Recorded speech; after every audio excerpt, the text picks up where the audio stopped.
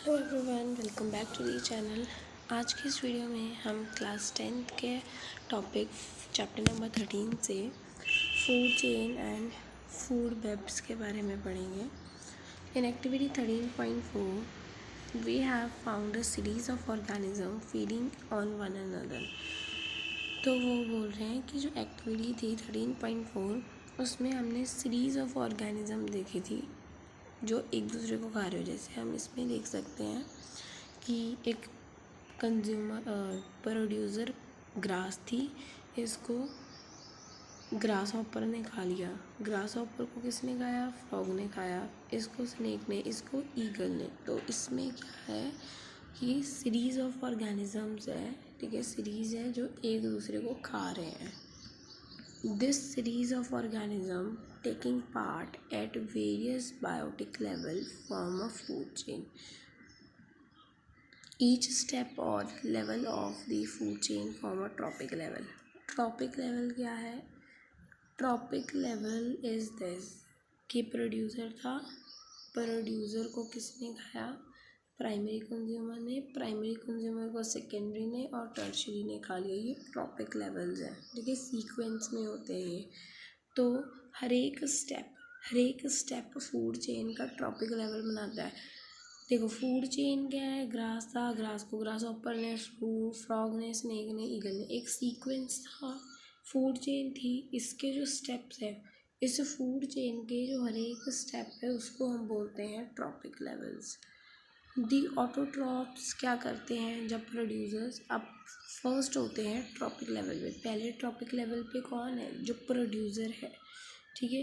ये क्या करते हैं? सोलर एनर्जी को ट्रैप करते हैं और हेट्रोट्रॉप्स के लिए अवेलेबल करते हैं। मतलब इन्होंने क्या किया? सन की एनर्जी ली, उससे फूड बनाया और फिर अवेलेबल हो गया ग्रास हॉपर के लिए, ठीक है। हेर्बीवोर और primary consumer came at second. जो हेर्बीवोर्स हैं, है ना, वो दूसरे नंबर पे आते हैं। स्मॉल कैर्निवोर और सेकेंडरी कैर्निवोर तीसरे नंबर पे आते हैं। बड़े बड़े जो टर्शरी कैर्निवोर्स हैं वो चौथे नंबर पे आते हैं। We know that food we eat act as a fuel to provide energy to do work. अब हमको पता है कि जो हम लोग खाना खाते हैं वो हमारे लिए एक फ्यूल है ना, हमको एनर्जी मिलती है। Thus, interaction among various components of the environment involve flow of energy from one component to another component. तो इसमें हम बोल रहे हैं कि देखो जो प्रोड्यूसर है इसके पास क्या है?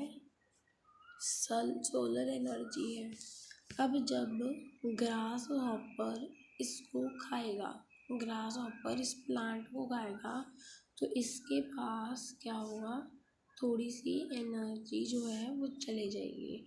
इस ग्रास हॉपर के पास इस प्रोड्यूसर की थोड़ी सी एनर्जी जो है वो चली जाएगी, ठीक है। और जब इसकी एनर्जी इसके पास जाएगी ना, थोड़ी सी energy in the form of heat environment में लॉस भी होगी, ठीक है। अब एनर्जी इसके पास इससे कैसे जाती है वो भी हम पढ़ेंगे, लेकिन थोड़ी बहुत एनर्जी हीट की फॉर्म में लॉस हो जाती है।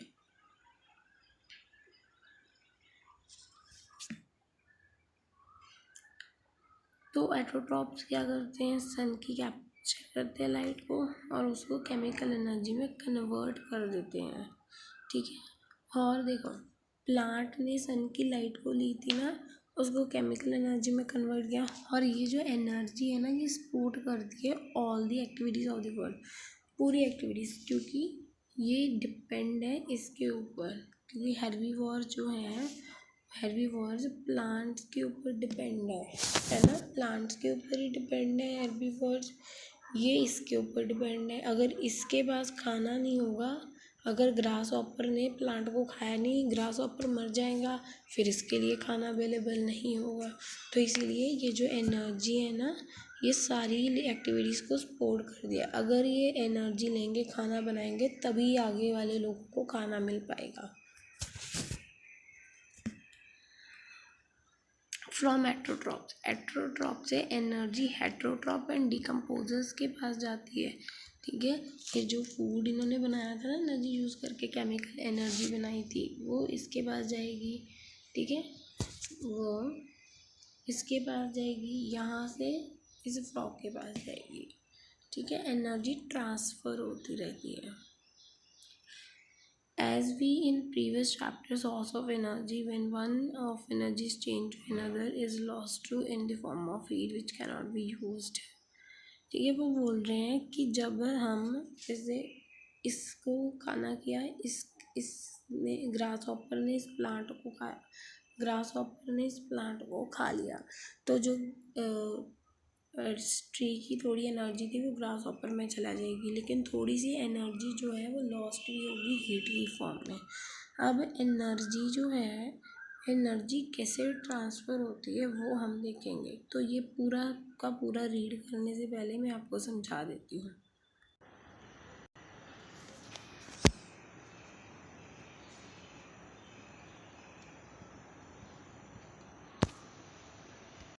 अब हम देखेंगे कि एनर्जी ट्रांसफ़र होती कैसे।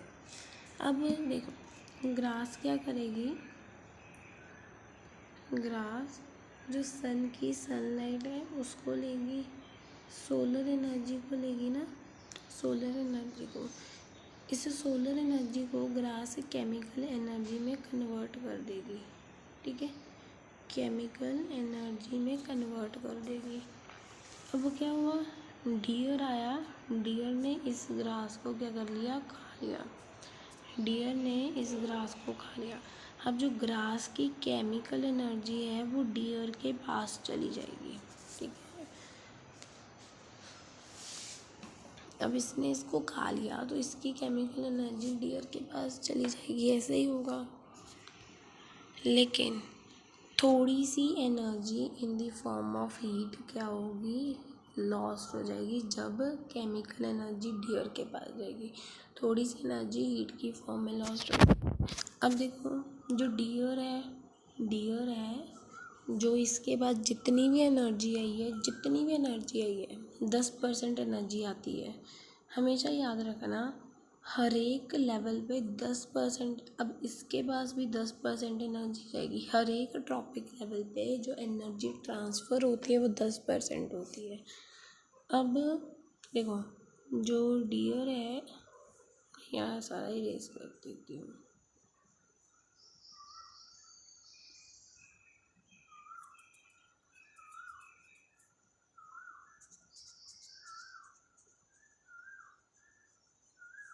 ठीक है, तो थोड़ी सी एनर्जी तो चलो मान लो हीट की फॉर्म में लॉस्ट हो गई, लेकिन ये जो डियर है, ये जितनी भी इसके पास केमिकल एनर्जी आई है उसको ये यूज़ कर लेगा इन दी, मतलब इसको ग्रोथ के लिए एनर्जी रिक्वायर्ड है, लिखा नहीं जा रहा है यहाँ पे, इसको ग्रोथ,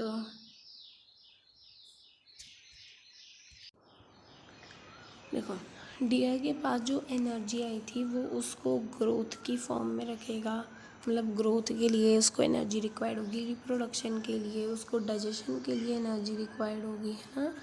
मतलब जितनी भी एनर्जी डियर के पास आई उसमें से कुछ तो लॉस्ट होगी, लेकिन कुछ वो ग्रोथ, रिप्रोडक्शन एंड डाइजेशन करने के लिए अपने पास रख लेगा। ठीक है, अब फिर इस लाइन को किसने खा लिया, डियर ने खा लिया। ठीक है, अब क्या होगा, जब लाइन इस डियर को खाएगा थोड़ी सी एनर्जी फिर से हीट की फॉर्म में लॉस्ट हो जाएगी। ठीक है, मैंने क्या बोला, थोड़ी सी एनर्जी फिर से क्या होगा, हीट की फॉर्म में लॉस्ट हो जाएगी। ठीक है, और देखो तो ये जो डियर था इसने पहले ही क्या था, एनर्जी, जितनी एनर्जी आई थी उसमें तो हीट की फॉर्म में लॉस्ट होगी, कुछ एनर्जी इसने अपने लिए रख ली। अब इसके लिए जो एनर्जी अवेलेबल होगी वो कम हो जाएगी, है ना, क्योंकि थोड़ी सी हीट की फॉर्म में चलेगी, बाकी इसने अपने पास रख ली, यहाँ फिर से हीट की फॉर्म में लॉस्ट होगी। तो जितनी एनर्जी ग्रास के पास थी ना वो कम हो जाएगी लास्ट ट्रॉपिक लेवल पे जो एनर्जी है वो कम बचती है। क्योंकि कुछ एनर्जी हीट की फॉर्म में लॉस्ट होती जा रही है, कुछ वो कंज्यूमर अपने पास रख रहे हैं डाइजेशन के लिए, तो इसके पास तो एनर्जी कम अवेलेबल होगी ना, तो ऐसे होता है ट्रांसफ़र ऑफ एनर्जी। तो यहाँ पे भी देखो जो ग्रीन प्लांट्स हैं, ग्रीन प्लांट्स क्या करते हैं, जो टेरेस्ट्रियल पे है, मतलब जो धरती पे है, वो 1% जो सन की लाइट है उसको कैप्चर करते हैं, जो भी उन पे ट्रीज़ के ऊपर जो सनलाइट पड़ रही है ना, उससे सिर्फ 1% ही वो कैप्चर करते हैं, और इसी को वो फोटोसिंथेसिस करके फूड एनर्जी मतलब कि केमिकल एनर्जी में कन्वर्ट कर देते हैं। ठीक है। सो जब हेर्बीवोर जो है, प्रोड्यूसर जो है, प्राइमरी कंज्यूमर जो है प्रोड्यूसर को खा लेगा, तो क्या होगा, जब वो इसको खाएगा थोड़ी सी हीट की फॉर्म में एनर्जी लॉस्ट हो जाएगी एनवायरनमेंट में। ठीक है। कुछ एनर्जी जो अमाउंट की एनर्जी है वो डाइजेशन में अपने पास रख लेगा, बाकी उसने जो रिप्रोडक्शन ग्रोथ करनी है उसके पास रख लेगा। सिर्फ और सिर्फ 10% जो एनर्जी है food return to turn its body and made available for next consumer. मतलब इसने खाना बनाया, इसने इसको एनर्जी दी, थोड़ी हीट की फॉर्म में लॉस्ट होगी। अब जो इसके पास एनर्जी जाएगी वो सिर्फ 10% जाएगी, इसके पास एनर्जी जाएगी सिर्फ और सिर्फ 10%। जितनी इसके पास एनर्जी है उसका 10% जाएगी, जितनी इसके पास एनर्जी है उसका 10%। ठीक है। उसके बाद है देयरफॉर हम लोग 10% एक एवरेज अमाउंट ले सकते हैं कि ऑर्गेनिक मैटर हर एक स्टेप लेवल पे रीच हो रहा है। मतलब यहाँ पे भी तो 10% ही जा रहा है। मतलब इसके पास प्रोड्यूसर के पास एनर्जी ज़्यादा थी, इसके कंपैरिजन देखें तो प्राइमरी कंज्यूमर के पास कम हो जाएगी जितनी प्रोड्यूसर के पास थी, क्योंकि हीट की फॉर्म में लॉस्ट हुई। अब इसके पास कम एनर्जी है लेकिन फिर भी इसका 10% इसके पास जाएगा, जितनी इसके पास एनर्जी है उसका 10% इसके पास जाएगा। अब इसके पास और एनर्जी कम होगी लेकिन इसकी एनर्जी का 10% टर्शरी के पास जाएगा, 10% हम लोग कर सकते हैं। तो देखो कितनी कम एनर्जी बच रही है नेक्स्ट टॉपिक लेवल पे जो लास्ट वाला है। तो इसीलिए जो फूड चेन है वो 3 से 4 स्टेप की होती है ना, 1 2 3 4, 3 या 4 स्टेप की, क्योंकि एनर्जी नेक्स्ट लेवल के कंज्यूमर के लिए कम बचती है। इतना ज़्यादा एनर्जी का लॉस हो रहा है तो बहुत ही कम जो एनर्जी है वो बचती है। There are generally a greater number of individual and lower trophic level. सबसे ज़्यादा किसका, प्रोड्यूसर का। ये आपको क्वेश्चन पूछ सकते हैं कि ग्रेटेस्ट नंबर किसका है, so you have to write producer. अब हम पढ़ेंगे फूड वेब क्या होता है, तो मैं इसको डायग्राम से समझाती हूँ। फूड वेब क्या होता है, जैसे फूड चेन होती है ना,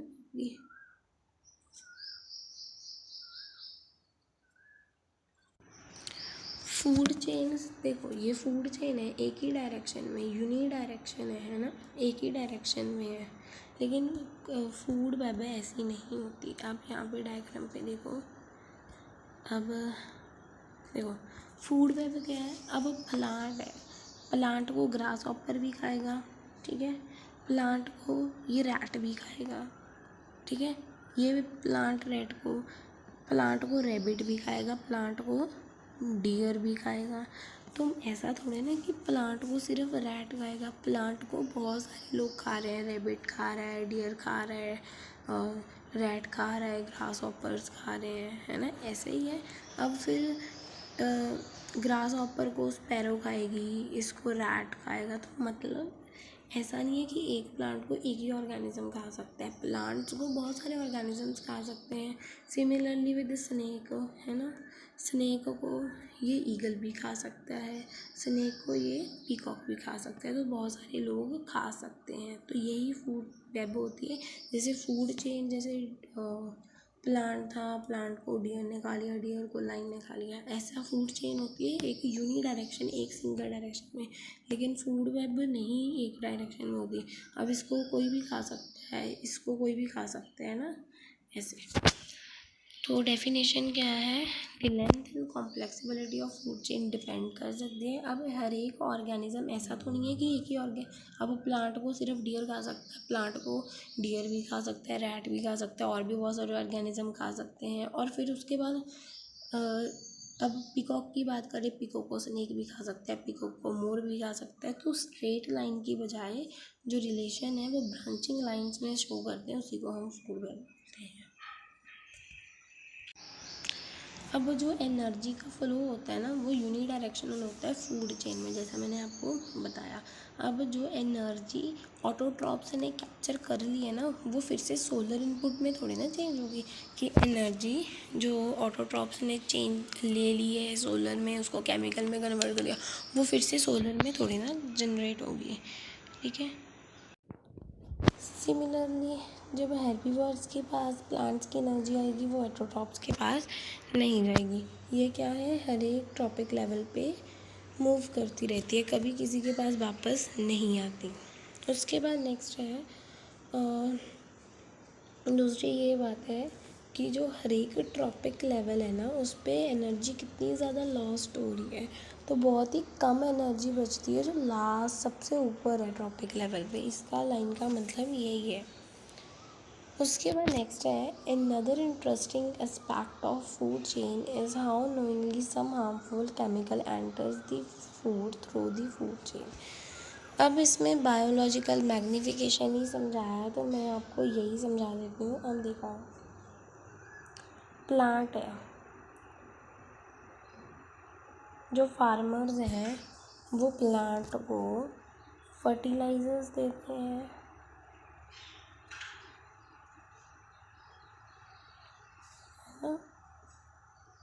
अब फर्टिलाइजर्स जो है सॉइल में देते हैं, प्लांट फर्टिलाइजर्स ले लेगा अपने अंदर, फिर इसको खा लेगा डियर। अब क्या हुआ, इसके अंदर प्लांट के अंदर जो फर्टिलाइजर्स थे वो डियर के पास आ गए, फिर डियर को मान लो टाइगर या लाइन ने खा लिया, ठीक है, तो इसके जो फर्टिलाइजर्स थे वो इसके पास भी आ गए। तो मतलब अगर ये क्या होगा, फूड चेन में हमारी एंटर हो गई, मतलब कुछ हार्मफुल बैक्टीरियाज हमारी, कुछ केमिकल्स हमारी फूड चेन में एंटर हो गए, प्लांट को मिले थे सभी को मिल गए, ठीक है। तो इसे बायोलॉजिकल मैग्निफिकेशन ही बोलते हैं हम लोग। तो यू हैव देखो class 10 how water get polluted, class 9 कैसे पानी पोल्यूट हो रहा है ना। वन रीज़न क्या है कि हम लोग पेस्टिसाइड्स यूज़ कर रहे हैं, केमिकल्स यूज़ कर रहे हैं हमारी क्रॉप्स को प्रोटेक्ट करने के लिए। जैसा मैंने आपको बताया, इस प्लांट को ग्रास हॉपर ने मान लो खा लिया, अब इस प्लांट में फर्टिलाइजर्स थे, इसके पास भी चले गए। हमने फर्टिलाइजर्स क्यों यूज़ किए, to protect our crop from disease and pest. इसको हमने डिजीज़ एंड पेस्ट से बचाने के लिए फर्टिलाइजर्स का इस्तेमाल कर लिया। इसको ग्रास हॉपर ने खा लिया, इसके जो केमिकल्स थे वो इसके पास आ गए, इसको इसने खा लिया, इसके केमिकल इसके पास, मतलब फूड चेन में एंटर हो गए। द केमिकल इधर wash down into the soil और इनटू द वाटर बॉडीज़। अब हम पानी की बात करें, पानी में भी क्या होता है, हम लोग कई बार एक्वेटिक फिशेस वगैरह ग्रो करते हैं, उसमें हम लोग केमिकल्स डालते हैं। अब पानी में थोड़े थोड़े एक्वेटिक प्लांट्स होते हैं, अब ये एक्वेटिक प्लांट्स के अंदर केमिकल चला जाएगा, फिर एक्वेटिक प्लांट्स को एक्वेटिक एनिमल्स खाएंगे, तो उनमें भी ये फूड चेन एंटर हो जाएगी, उनमें भी ये चला जाएगा। अब जब हम प्लांट्स को देते हैं तो वो वाटर एंड मिनरल के साथ साथ ना केमिकल्स को भी सॉयल से एब्जॉर्ब कर लेते हैं। प्लांट्स वाटर एंड मिनरल के साथ साथ जो इसमें फर्टिलाइजर्स वगैरह है उसको भी एब्जॉर्ब कर लेते हैं सॉयल से, and from water taken by the plants. अब पानी में हम बात करें तो पानी में भी जब हम फर्टिलाइजर्स डालते हैं तो प्लांट्स एब्जॉर्ब कर लेते हैं, फिर उसको अदर एनिमल खाते हैं, तो ऐसा हो जाता है। आप देखो इकोसिस्टम का, सनलाइट थी, सनलाइट को प्रोड्यूसर ने यूज़ किया, प्रोड्यूसर को हेर्बीवर ने खाया, हेर्बीवर को कैर्निवोर ने खाया, कैर्निवोर को टॉप कैर्निवोर मतलब कि टर्शरी ने खा लिया, ठीक है। एंड एनिमल, तो एक्वेटिक प्लांट्स एंड एनिमल्स में ये फूड चेन एंटर हो जाती है। This is one of the way that in which they enter the food chain. तो यही तरीका है कि केमिकल्स वगैरह फूड चेन में एंटर हो जाते हैं, और ये केमिकल जो हैं वो डिग्रेडेबल होते हैं, मतलब हम इनको डिकम्पोज भी नहीं कर सकते, ये नॉन बायोडिग्रेडेबल हैं। So these get accumulated progressively at each trophic level. अब देखो प्लांट था, इस लाइन को बहुत ध्यान से समझना, इसको डियर ने खा लिया, डियर को लाइन ने खा लिया। अब फर्टिलाइजर्स इसके पास थे, ठीक है। अब जो फर्टिलाइजर्स हैं वो इस डियर के अंदर केमिकल्स एंटर हो गए, इस लाइन के अंदर केमिकल्स एंटर हो गए।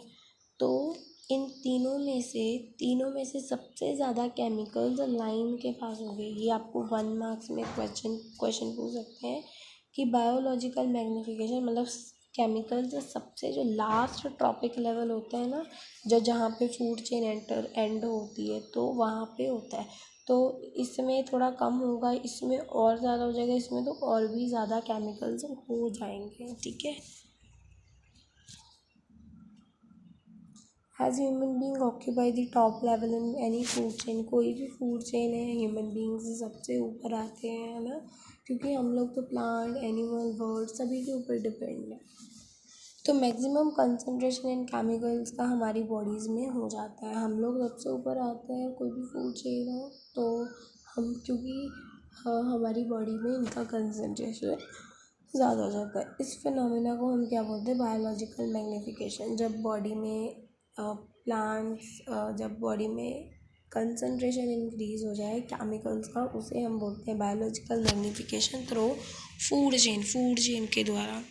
यही रीज़न है कि हमारी जो फूड ग्रेन जैसे wheat, rice, fruit, even meat contain varying amount of pesticide and residue, जिसमें पेस्टिसाइड्स वगैरह बहुत ज़्यादा होते हैं। They can not be removed और वॉशिंग बाय अदर मीन। ये जो पेस्टिसाइड वगैरह हैं ये नॉन बायोडिग्रेडेबल होते हैं और ये कभी भी रिमूव या वॉश नहीं होते हैं। तो इसी के साथ हम यहाँ तक करेंगे। बाकी का जो हमारा टॉपिक है ये वाला how our activities affect the environment, ये हम पढ़ेंगे हमारी नेक्स्ट वीडियो में। एवरीवन, आज की इस वीडियो में हम नेक्स्ट टॉपिक डिस्कस करेंगे, चैप्टर नंबर 13 आर एनवायरनमेंट का। How do our activities affect the environment. जो हम ह्यूमन बींग्स की एक्टिविटीज़ हैं वो कैसे एनवायरनमेंट को अफेक्ट कर रही हैं। ठीक है। So we are an integral part of the environment. Changes in the environment affect us and our activities change the environmental around us. So हम लोग जो हैं हमारे एनवायरनमेंट का इम्पोर्टेंट पार्ट है। हमारे जो एनवायरनमेंट में चेंजेस हो रहे हैं वो हमको अफेक्ट कर रहे हैं, और जो हमारी एक्टिविटीज़ हैं वो हमारे एनवायरनमेंट को अफेक्ट कर रही हैं। ठीक है। We have already seen in class 9 that कि जो हमारी एक्टिविटीज़ है वो कैसे पोल्यूट कर रही है एनवायरनमेंट को। इन दिस चैप्टर, इस चैप्टर में हम क्या पढ़ेंगे? Looking at 2 of the environmental problems in detail. तो हम 2 मेन प्रॉब्लम्स को पढ़ेंगे, किसमें? Ozone layer and waste disposal के बारे में।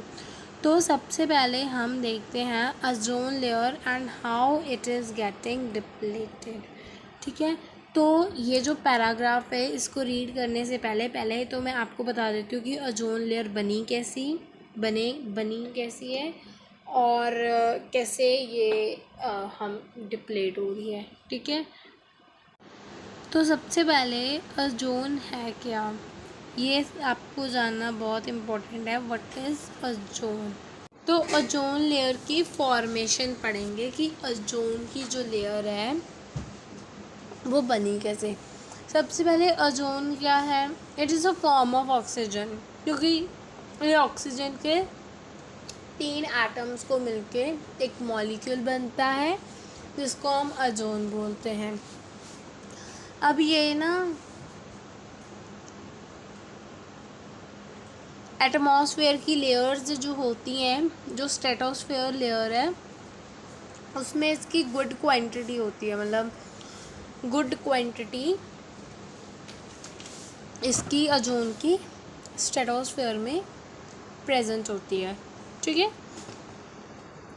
ओजोन ऑक्सीजन की फॉर्म है, ट्राई एटॉमिक है क्योंकि 3 मॉलिक्यूल से बनी है। स्ट्रेटोस्फेयर में इसकी जो गुड क्वांटिटी है वो प्रेजेंट है।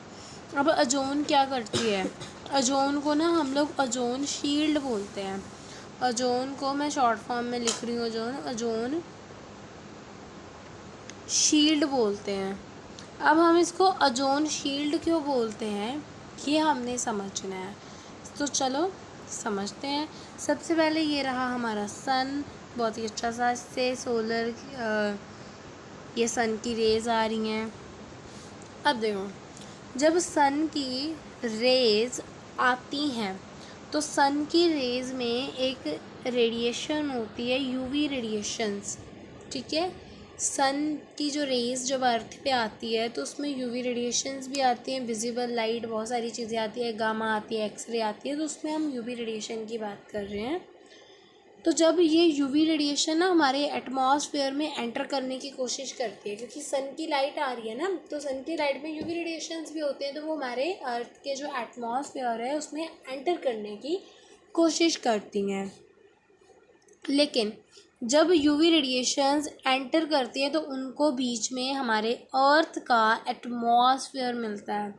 अर्थ का एटमॉस्फेयर जिसमें क्या होती है, ओजोन होती है, हमारी ओजोन लेयर, ठीक है। अब देखो ओजोन लेयर क्या करती है, इस यूवी रेडिएशंस को देखो, सबसे पहले है ना, मैं आपको ये नहीं समझाती, मैं आपको फॉर्मेशन समझाती हूँ, फिर मैं आपको बताऊँगी यूवी रेडिएशन का काम क्या है। जो सन है, जो जब सन की जो सनलाइट है वो पड़ती है, उसमें से रेज आती हैं, यूवी रेडिएशंस, ठीक है। अब क्या होता है, ये जो यूवी रेज है ना, ये बहुत ही हार्मफुल है। यूवी रेडिएशन की जो रेज़ है ना वो हमारे लिए बहुत ज़्यादा हार्मफुल होती हैं। और ये जो यूवी रेडिएशंस हमारी अर्थ पे जब आती हैं ना, तो हमारी अर्थ के एटमॉस्फेयर में ऑक्सीजन है, हमारी जो अर्थ है उसके एटमॉस्फेयर में बच्चे क्या है, ऑक्सीजन प्रेजेंट है। तो जब ये यूवी रेडिएशन इस ऑक्सीजन पे आती है तो ऑक्सीजन के ये दो मॉलिक्यूल्स ना ऐसे स्प्लिट हो जाते हैं, क्या हो जाते हैं, स्प्लिट हो जाते हैं। You will be confusing. हाँ, सबसे पहले ध्यान से सुनो, सन है, सन की रेज है, सन की रेज से यूवी रेडिएशंस आते हैं। जैसे ही ये हमारे अर्थ के एटमॉस्फेयर में एंटर करती हैं, हमारी अर्थ के एटमॉस्फेयर में ऑक्सीजन प्रेजेंट है, ये यूवी रेडिएशन इस ऑक्सीजन के ऊपर पड़ती हैं तो इसको तोड़ देती हैं, ठीक है, किस में, फ्री मॉलिक्यूल में, ठीक है। अब इसमें से हमारी अर्थ की एटमॉस्फेयर में जो ऑक्सीजन प्रेजेंट है उसके साथ, और ये जो एक टूटा हुआ एटम है, या अब एटम बन गया ना, सिंगल हो गया, ये मिलके, ये ऑक्सीजन मिलके, अर्थ की एटमॉस्फेयर की ऑक्सीजन मिलके, और ये मिलके क्या बनाती हैं, ओजोन बनाती हैं। तो ये थी फॉर्मेशन ऑफ ओजोन। कैसे हुई, सन की रेस थी, सन की रेस से कौन निकले, हमारे यूवी, हमारे भाई साहब, मतलब बहुत ही भयानक चीज़ निकली, दैट इज़ यूवी रेडिएशन, ठीक है। तो यूवी रेडिएशंस क्या निकली, अब ये यूवी रेडिएशन हमारे अर्थ के एटमॉस्फेयर में ऑक्सीजन प्रेजेंट थी, उसको इनके ऊपर अटैक किया और इस ऑक्सीजन को स्प्लिट कर दिया, अलग अलग कर दिया मॉलिक्यूल्स में। अब इस एटमॉस्फेयर में ऑक्सीजन प्रेजेंट है ना, ऑक्सीजन के साथ एक फ्री मॉलिक्यूल कंबाइन होके ऑक्सीजन O3 का मॉलिक्यूल बना लेगा, ठीक है। तो ozone intercept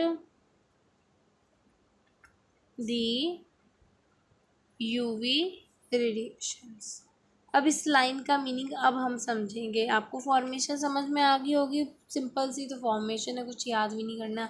UV radiation intercept करती हैं, सॉरी, ओजोन इंटरसेप्ट करती है यूवी रेडिएशन को। इसका मतलब अब समझाती हूँ। देखो, हम ओजोन को क्यों इम्पोर्टेंट मानते हैं, हम ओजोन को क्यों इम्पोर्टेंट कंसीडर करते हैं, जो मैंने आपको वो पॉइंट नहीं लिखाया है, इंटरसेप्ट दी यूवी रेडिएशन, इसीलिए हम ओजोन को इम्पोर्टेंट मानते हैं। अब ये इंटरसेप्ट कैसे करती है, देखो, ये ओजोन का, अर्थ का एटमॉस्फेयर है जिसमें ओजोन है, ये सन की रेडिएशंस हैं, ठीक है, जिनमें यूवी रेडिएशंस की मैं बात कर रही हूँ फ़िलहाल। देखो, ओजोन कभी बनती है, ओजोन का कभी फॉर्मेशन होता है, कभी ओजोन टूट जाती है, स्प्लिट हो जाती है, कई बार ऑक्सीजन स्प्लिट हो जाती है ना। तो ओजोन बनती जा रही है। ओजोन की जो लेयर है, जब यूवी रेडिएशंस आती हैं तो ऑक्सीजन को स्प्लिट करती हैं, ठीक है, और ये ऑक्सीजन प्लस ऑक्सीजन कंबाइन होके क्या बनाती है, ओजोन बनाती है।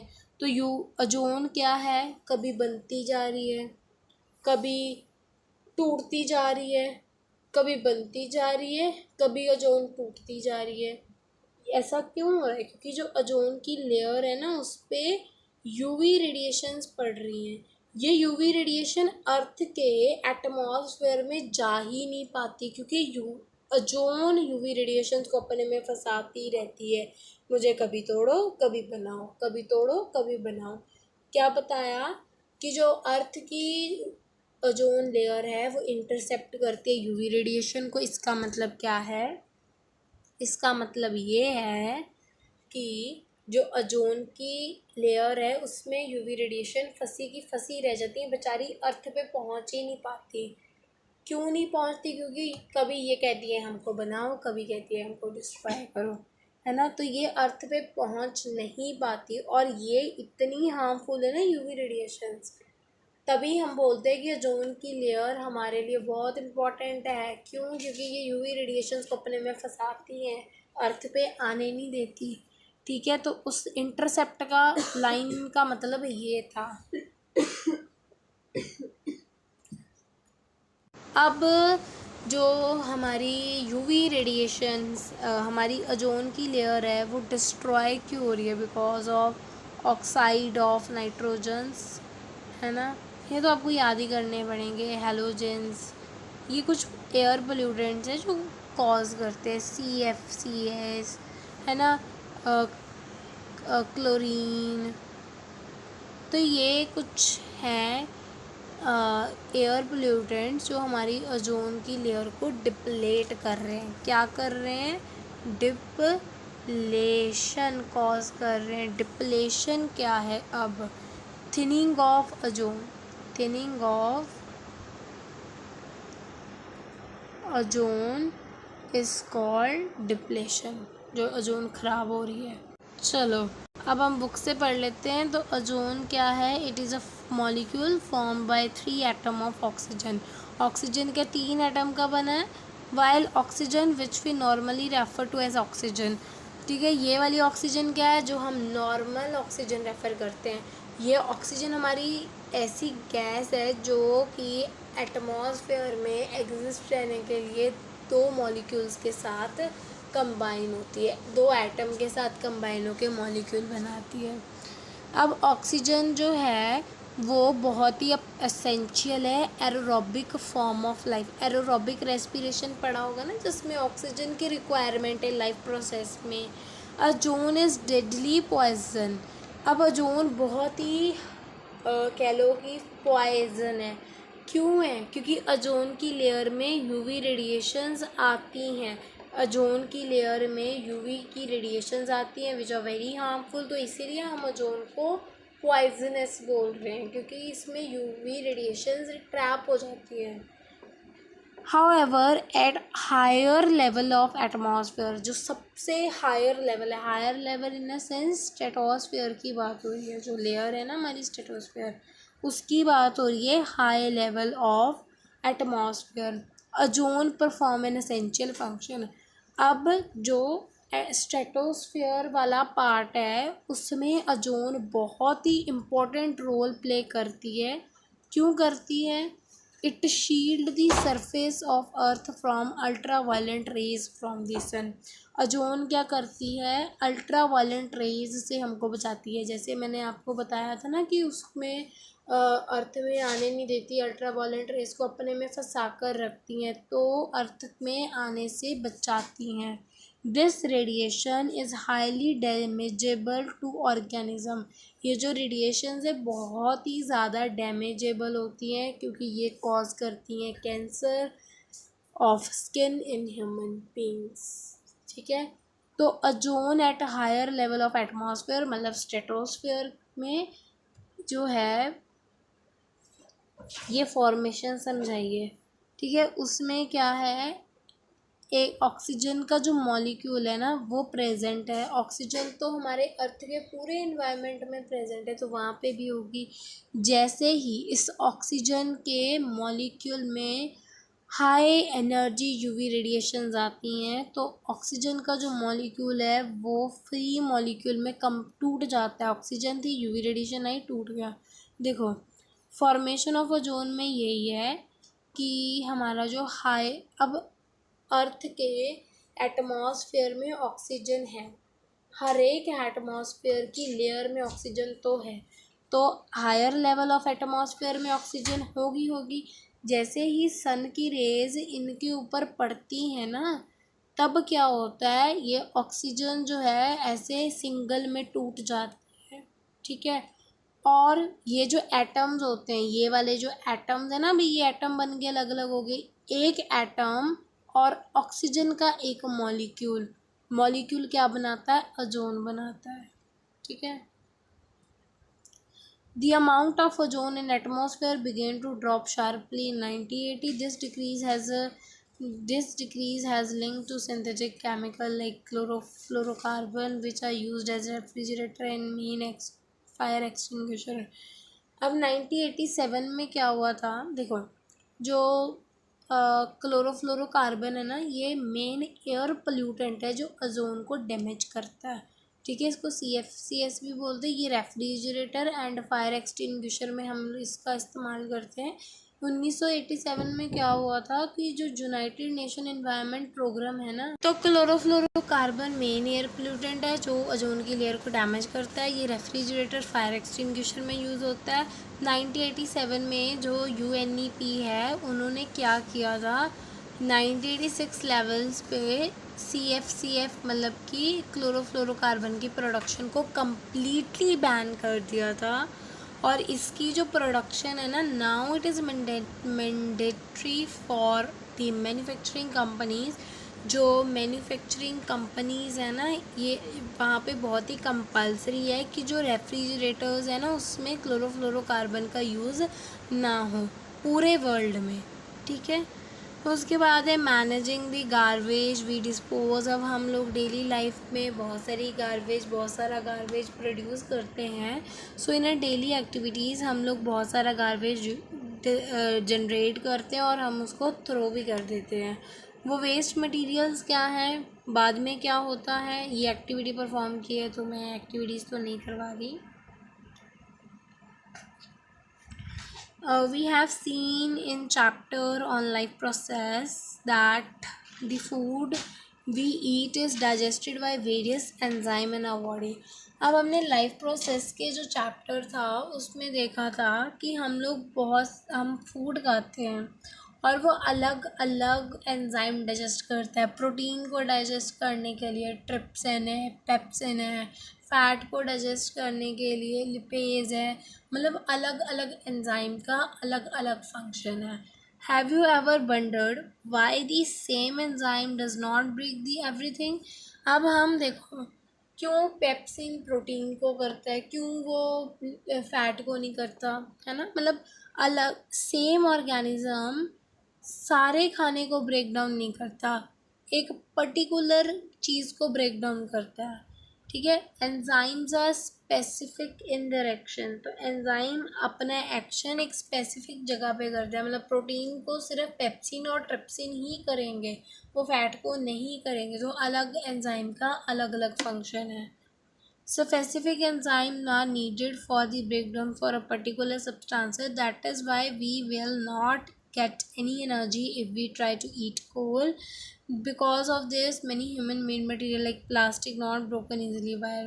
चलो यहाँ तक क्या है, तो दैट इज़ वाई अगर हम कोल खाएं ना हमको एनर्जी नहीं मिलेगी। क्यों नहीं मिलेगी, क्योंकि हमारे जो एंजाइम्स है वो इसको ब्रेक डाउन ही नहीं कर सकते, ठीक है। उसके बाद है because of human activities human made material. तो ह्यूमंस के जो बनाए हुए मटेरियल्स है जैसे प्लास्टिक, वो भी इजीली डिकम्पोज नहीं होते। जो सेप्रोफाइट्स है जैसे बैक्टीरिया एंड फंजाई, कुछ बैक्टीरियाज हो गए, वो प्लास्टिक को डिकम्पोज नहीं कर सकते, हम प्लास्टिक को कभी तोड़ ही नहीं सकते। These material will be acted upon by physical process like heat and pressure. अब आप प्लास्टिक को देखो वो कभी डिस्ट्रॉय नहीं होती, लेकिन आप उसको हीट करो थोड़ा सा, वो थोड़ी पिघल जाती है लेकिन डिस्ट्रॉय नहीं होती। तो ऐसे जो ह्यूमन मेड मटेरियल है कुछ हैं जो सैप्रोफाइट एंड बैक्टीरिया डिस्ट्रॉय नहीं कर सकते, उनको physical processes heat and pressure required है, ठीक है। But under the eminent condition found in environment these persist for a long time. ऐसे सब्सटेंसेस प्लास्टिक जो है ये बहुत ही लंबे समय तक हमारे इन्वायरमेंट में रहते हैं। Substances that are broken down by biological process are said to biodegradable। अब जो substances, ऐसे substances जिन substances को हम easily तोड़ सकते हैं, मतलब कि decomposers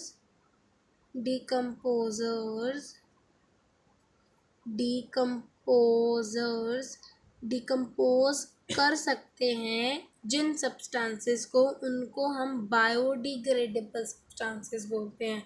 ऐसे सब्सटेंसेस जिनको डिकम्पोजर्स क्या कर सके, डिकम्पोज करें, ऐसे सब्सटेंसेस को बायोडिग्रेडेबल सब्सटेंसेस बोलते हैं, ठीक है। ऐसे सब्सटेंसेस जिन सब्सटेंसेस को हम तोड़ ना सकें, मतलब कि वो नेचर में हमेशा रह सकते हैं, मतलब कि जैसे प्लास्टिक है, प्लास्टिक बैक्टीरिया एंड फंजाई के एक्शन से कभी डिस्ट्रॉय हो ही नहीं सकती।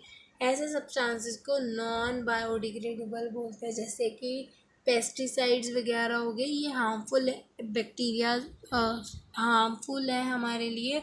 और दूसरी बात ये नॉन बायोडिग्रेडेबल है, मतलब नेचर में परसिस्ट करते हैं, लंबे समय तक रहते हैं और कभी डिस्ट्रॉय नहीं कर सकते हम इनको नेचुरल मेथड से। नेचुरल मेथड जैसे बैक्टीरिया एंड फंजाई जैसे डिकम्पोज नहीं कर सकते इनको, ये नेचर में लंबे समय तक रहते हैं और हमारे इकोसिस्टम को हार्म भी करते हैं।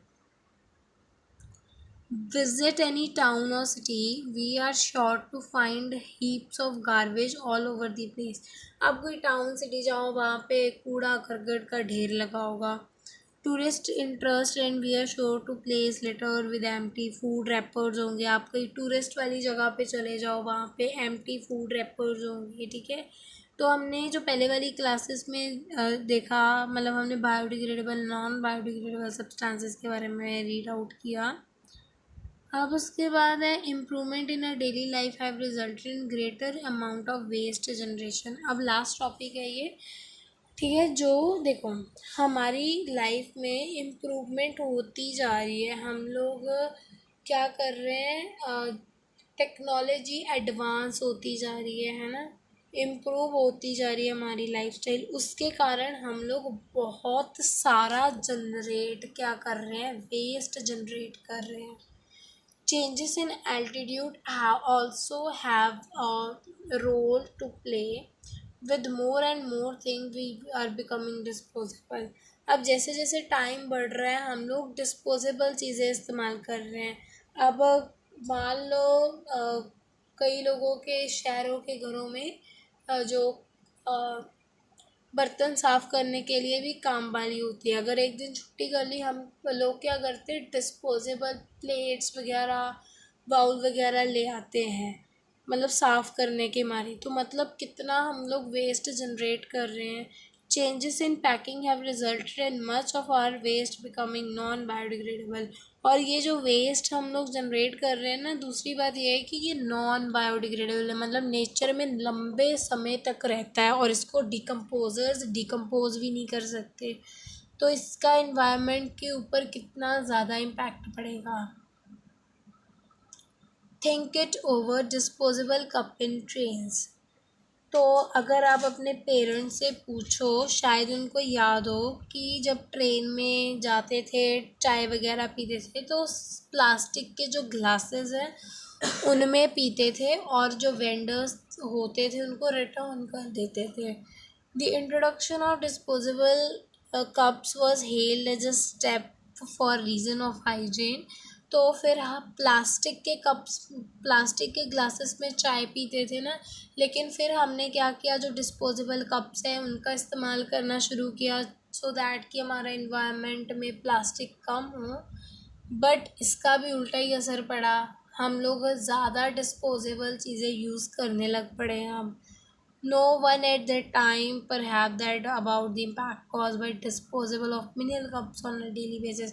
लेकिन हमने प्लास्टिक कप की जगह प्लास्टिक पेपर कप से शुरू कर दिए, लेकिन पेपर कप्स भी हमने इतना वेस्ट जनरेट कर दिया नाउ, मतलब मिलियन ऑफ, ठीक है।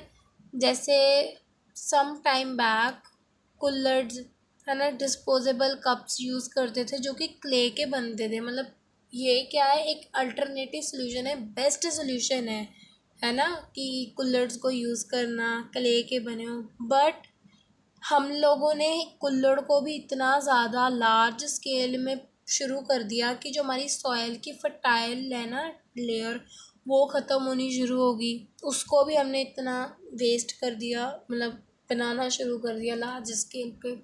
Now disposable paper cups are being use, लेकिन अब क्या हो रहा है कि जो डिस्पोजेबल कप्स है वो यूज़ होते जा रहे हैं। So what do you think are the advantage of disposable cup over disposable plastic cup? तो डिस्पोजेबल पेपर कप्स का क्या एडवांटेज है प्लास्टिक कप्स में, वो आपने बताना है, वो आप ही बताओ।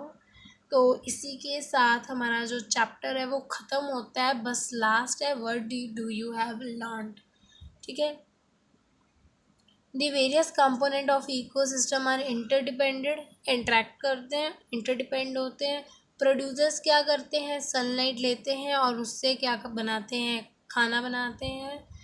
हर एक टॉपिक लेवल पे एनर्जी लॉस होती है, ठीक है। ह्यूमन की जो एक्टिविटीज़ हैं उसमें इन्वायरमेंट के ऊपर इम्पैक्ट पड़ रहा है। कुछ केमिकल लाइक क्लोरोफ्लोरोकार्बन जो है वो ओजोन लेयर के लिए हार्मफुल है। ओजोन लेयर क्या है, ये हमको अल्ट्रावायलेंट यूवी रेडिएशन से प्रोटेक्ट करती है। जो यूवी रेडिएशंस है वो हमारे इन्वायरमेंट को बहुत ज़्यादा हार्म करते हैं। दी वेस्ट वी जनरेट में बी बायोडिग्रेडेबल और नॉन बायोडिग्रेडेबल। जो हम वेस्ट जनरेट करते हैं वो बायोडिग्रेडेबल भी हो सकता है, नॉन बायोडिग्रेडेबल भी हो सकता है। The disposal of the waste we generate is causing serious environmental problem. तो जो हम डिस्पोजल वेस्ट जो कर रहे हैं वो उसका भी हमारे इन्वायरमेंट के ऊपर इम्पैक्ट है। सो इसी के साथ हमारा 13th चैप्टर होता है complete. Thank you for watching, have a nice day.